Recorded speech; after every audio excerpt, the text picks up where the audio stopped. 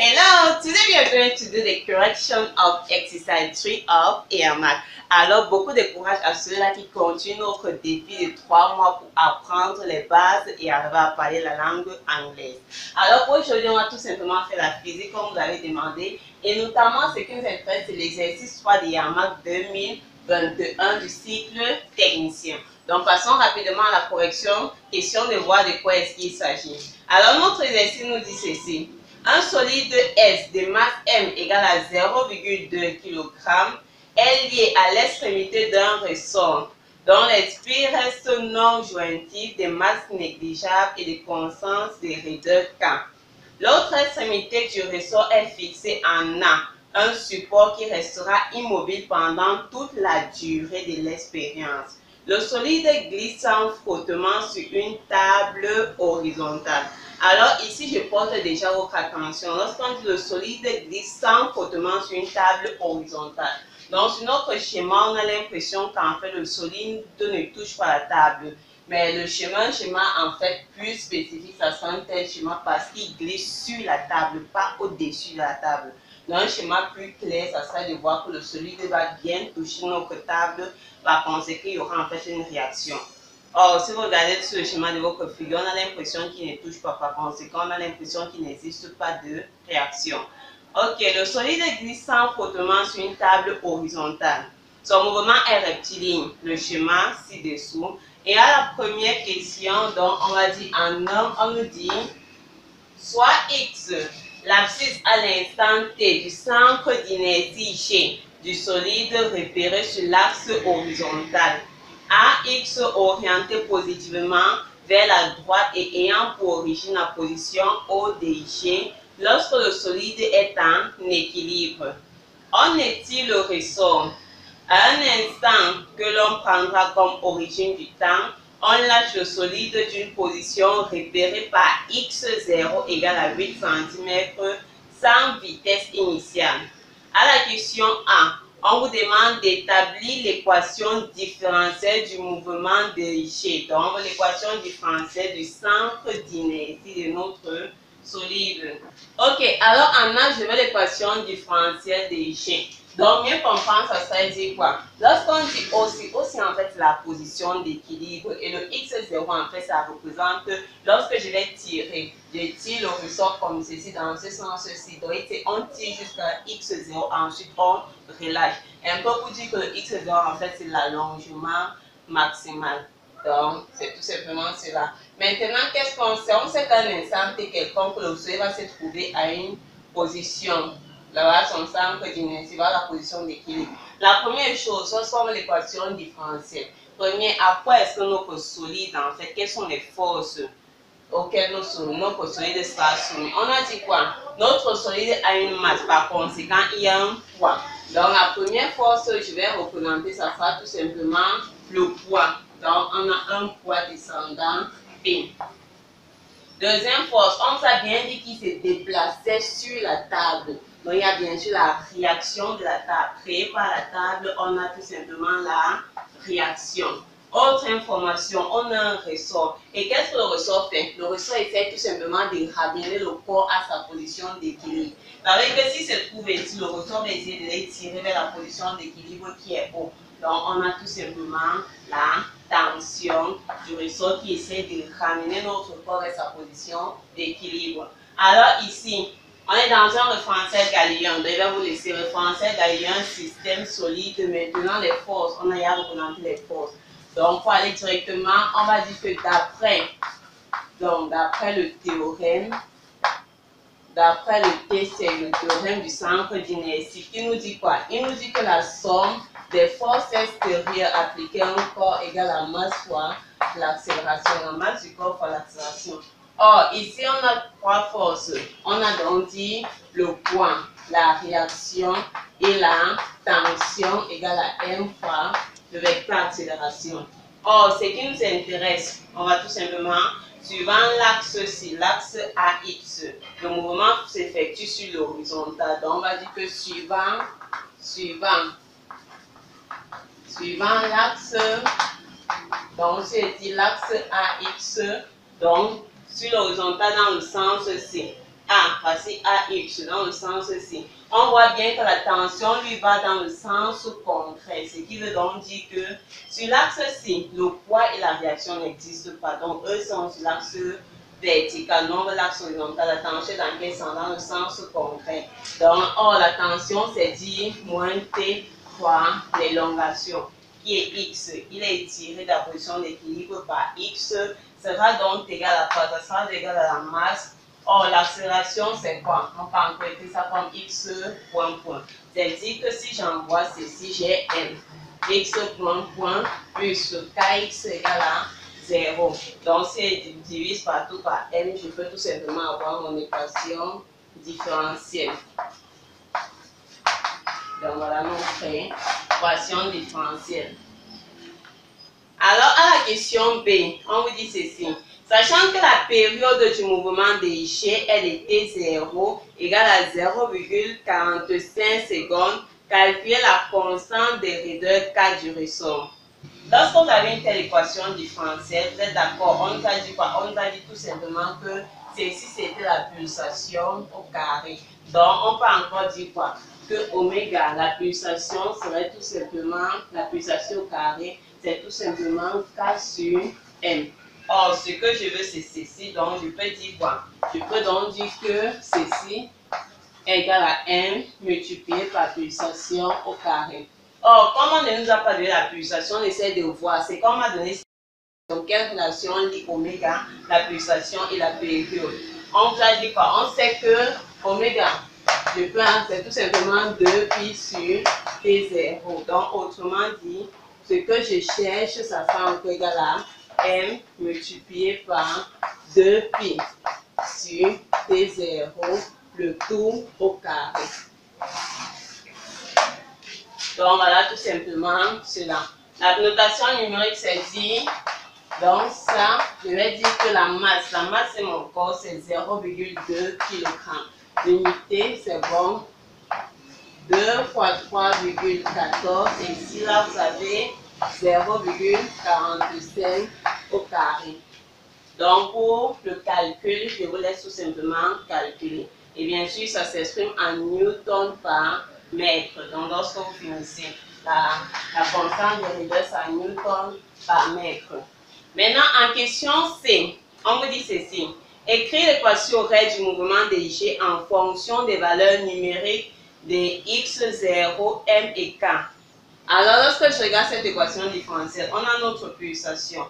Or, je sais quoi? Je sais que tout simplement, l'équation du mouvement se mettra sous la forme x de t serait égal à l'allongement maximal. Donc, on va dire grand x max cosinus d'oméga t plus phi. Or, on a dit quoi? Il va tirer le ressort jusqu'à x0 et lorsqu'il atteint la position x0, il relâche le ressort. Ça veut dire tout simplement que l'allongement maximal c'est ce x0-ci. Donc, celui-ci c'est encore tout simplement notre x0. Or, je sais qu'oméga de la pulsation devient, comme ça c'est au carré, je mets tout simplement racine de k sur m plus phi. Donc jusque là, vous êtes d'accord? On a l'équation du mouvement x0 mk. Maintenant, occupons-nous des phi. Alors, on cherche à l'instant initial. Qu'est-ce qu'ils nous ont dit dans l'énoncé? Ils vous ont dit ceci. Ils ont dit, première question, à la fin on dit la vitesse initiale. Sans vitesse initiale, ça veut dire que la vitesse initiale est tout simplement nulle. Donc, pour aller rapidement, si je sais que la vitesse à l'instant t égale à 0 égale à 0, si ça c'est le mouvement, ça veut dire que la vitesse c'est quoi? La vitesse c'est tout simplement x point. Donc, x point à l'instant initial égale à 0. Or, la vitesse c'est la dérivée du mouvement. Donc, si je veux la vitesse, je dérive tout simplement au mouvement, ça va me faire quoi? Donc, x0. À l'intérieur, la dérivée de ceci, fonction du temps bien sûr. x0 fonction de t. La dérivée, ça c'est une constante, on va dire racine de k sur m. Maintenant, la dérivée de cosinus, c'est tout simplement moins sinus. Donc, je vais mettre le moins sinus de tout ceci. Donc, voilà la vitesse. Or, on sait qu'à l'instant initial, cette vitesse est nulle. Ça veut dire que si je remplace x point de 0 égale à 0, regardez que ici par 0. On aura moins x0 racine de k sur m. Sinus de quoi? Sinus de phi. C'est phi qui nous intéresse égal à 0. Donc, on a sinus de phi qui est tout simplement égal à 0. Or, l'angle dans le sinus donne 0. Du côté positif, on va tout simplement prendre notre phi qui est égal à 0. Sinus de 0, c'est 0. Donc, on peut tout simplement conclure en disant que l'équation du mouvement qu'on cherche, c'est un x de t qui est égal à quoi? x0 cosinus des racines de k sur m t. Donc, voilà l'équation de notre mouvement. Alors, passons maintenant à la deuxième question. Là, on nous dit ceci. La tâche entre le solide et le ressort se décroche lorsque le solide, au cours de son mouvement, a une vitesse V1 horizontale et dirigée de A vers B. Ça veut dire tout simplement quoi? Le lien qui les relie se décolle. Donc, à la deuxième phase, si ça c'est notre table, donc, voilà notre ressort. On a notre ressort comme ceci. Maintenant, il n'est plus relié à notre solide. Et on dit, il se détaille de telle sorte qu'à cet instant, ce solide a une vitesse qui est V1. Donc, il a une vitesse V1 du sens de A vers B. Donc, de A vers B. Voici notre B ici. Donc, voilà la direction, le sens en fait de la vitesse. Maintenant, on dit ceci. À la première question, on vous dit le solide quitte la table quand son centre d'inertie G est en B.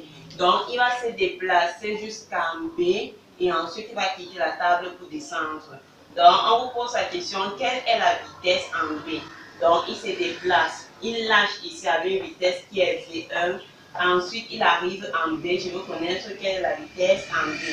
Alors, pour la question A, on a un solide. Maintenant, comme il n'y a plus de ressources, ça veut dire que notre corps sera tout simplement soumis au poids et à la réaction de la table. Il va se déplacer jusqu'à B. Donc, la fin de son parcours, c'est en B. Alors ici, si on veut la vitesse en B, on va tout simplement utiliser le théorème de l'énergie cinétique.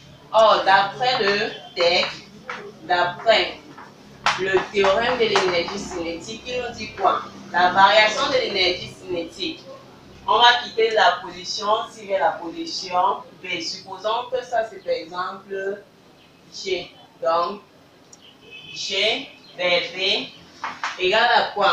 La somme des travaux des forces extérieures appliquées à votre solide. Maintenant, on a donc quoi? L'énergie cinétique en B moins l'énergie cinétique en G sera égale. Alors, est égal au travail du poids plus le travail de la réaction. Le solide, si se déplace dans ce sens, et la force, en fait, est tout simplement comment? Il est perpendiculaire au déplacement. Donc, le travail, c'est égal à 0. Celui-ci est également égal à 0. Donc, ça veut dire quoi? On va donc rester avec énergie cinétique en B égale à énergie cinétique en G. Autrement dit, c'est dire 1/2. La masse de notre corps fois la vitesse en B au carré sera tout simplement égal à 1/2. La masse de notre corps fois la vitesse en G qui est encore V1, la vitesse avec laquelle il va lâcher le solide. Or, on peut tout simplement simplifier. Donc, VB, c'est encore tout simplement V1. Donc, voilà la première question.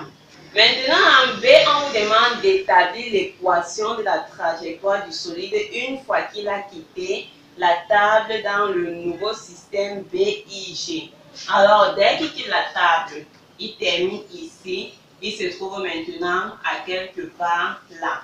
Donc, je veux son équation. Il n'est plus sur notre table. Or, si je dis qu'il n'est plus sur la table, ça veut dire qu'il n'est plus soumis à la réaction. La seule force qu'il possède maintenant, ça sera tout simplement le poids.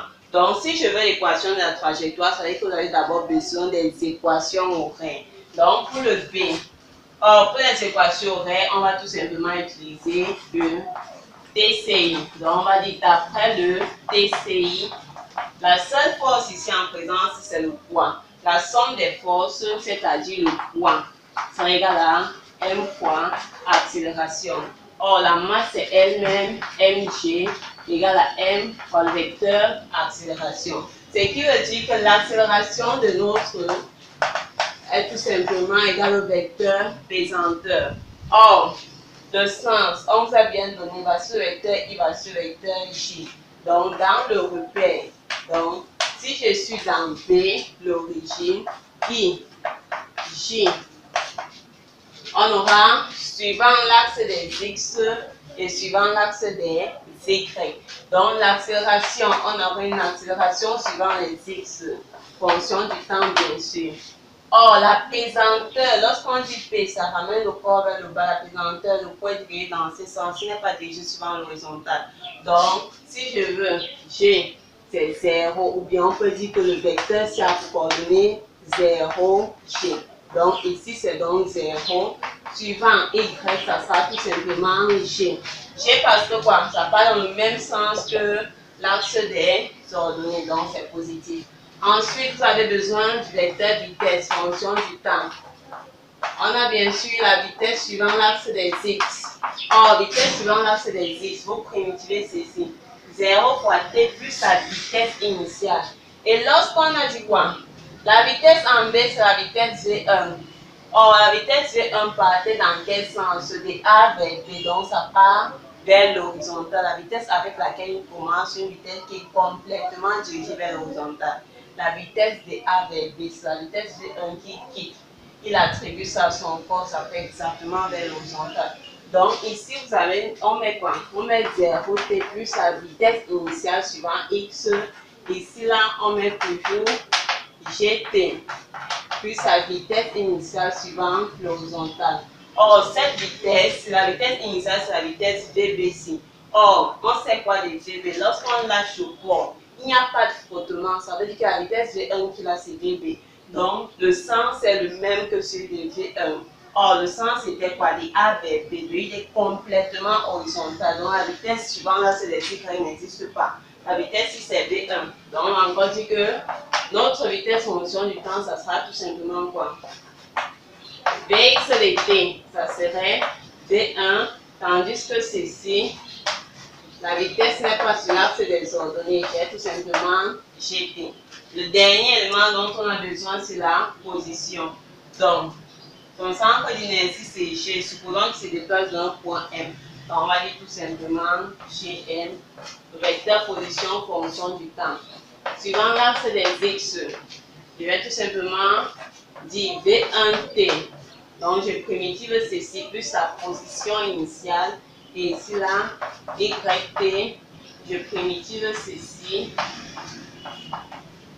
plus la position initiale. Alors, l'instant initial, notre corps est tout simplement ici. Donc, partout ces zéros n'étaient pas encore déplacés. Donc, on est dans le bon repère B, I, J. Donc, il est à la position B qui est 0, 0 partout. Donc, ça c'est 0, ça c'est 0. Ça veut dire que voici en fait l'équation horaire du mouvement. On va dire X fonction de t, ça sera V1 de t. Et Y fonction de t, ça sera tout simplement 1 demi de gt carré. Donc, voilà l'équation du mouvement. Et avec ça, vous pouvez obtenir l'équation de la trajectoire. Alors, si on a ceci, on a X donc qui serait égal à V1t. Donc, ça veut dire tout simplement que je vais dire que le t. Alors, V1 parce que V égale à TV, donc c'est V1 à bon. Quelqu'un peut mettre VB, ce n'est pas faux, c'est la même chose. Donc, je vais tout simplement dire que mon t c'est X sur V1. Et on vient remplace en second l'équation de la trajectoire. Ça sera tout simplement partout là où il y a t, vous remplacez par X sur V1 le tout au carré. Donc, on va dire que l'équation de la trajectoire, ça serait 2V1 au carré sur G de X carré. Donc, voilà l'équation de la trajectoire. Alors, à la dernière question, on dit, sachant que le solide atteint le sol au point C, on a C des coordonnées. Donc, C a pour coordonnées 0,49, 1. Donc, on a X de C, Y de C. On veut calculer la vitesse V1. Alors, pour la dernière question, vous avez X. Vous êtes d'accord que s'il atteint le sol au point C, ça c'est un point sur l'équation en fait du mouvement, sur sa trajectoire, c'est un point de sa trajectoire. Ça veut dire que par conséquent, les coordonnées de C doivent forcément vérifier l'équation de la trajectoire. Donc, vous venez vous remplacer. y pour x égale à 0,49, ça serait tout simplement égal à 1. Autrement dit, je peux dire quoi? Partout là où il y a x, je remplace par ceci. Donc, si on dit quoi? Donc, on va d'abord tirer V1 ici, ensuite on va directement remplacer dans la formule. Donc, j'ai x, ça c'est x de c au carré sur 2 V1 au carré c'est égal à 1. Donc je peux tout simplement dire que j'ai x de c au carré c'est égal à produit des extrêmes égal à produit des moyennes au carré. Donc comme c'est V1 que je veux, je vais tout simplement dire quoi? Mon V1 sera égal à G x de c au carré sur 2 et on va tout simplement mettre la racine. Donc voilà notre V1. Donc avec toutes les informations. Le x de c, c'est tout simplement ceci. Donc si on veut la notation numérique, on va dire tout simplement que notre V1 serait racine de, ici on nous a donné G 10 multiplié par 0,49 au carré, le tout divisé par 2. Donc, faites tout simplement la notation numérique. Et c'était tout pour l'exercice d'aujourd'hui. Je vous dis un like, un pouce en l'air si vous avez aimé et bien sûr à la prochaine.